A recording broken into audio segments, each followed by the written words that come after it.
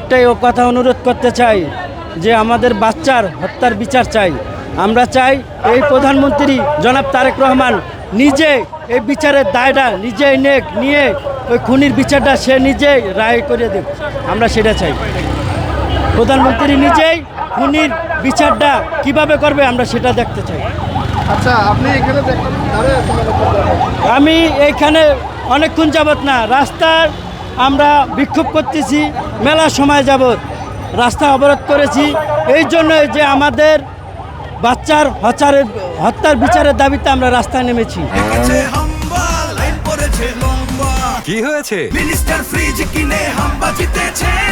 Minister fridge কিনুন, হাম্বা জিতুন, আরো আছে আকর্ষণীয় উপহার। আর যখন তারেক রহমান নিজে আসতেছে, চাই সে এই বিচারের দায়টা সে কিভাবে নিয়ে বিচারটা করবে আমরা সেটাই চাই। সে যেন সঠিক এবং সুস্থ বিচারটা করে আমরা সেটাই চাই।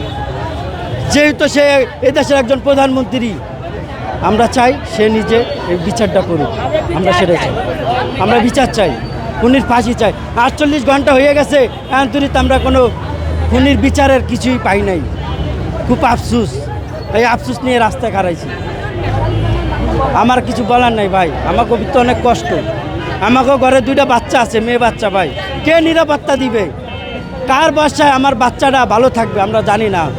আমরা চাই এই সরকার এই পদক্ষেপটা নেক, জানো এই ইয়ার মতো কোনো বাচ্চার এরকম যেন প্রাণ না হারাতে হয়, আমরা সেটাই চাই।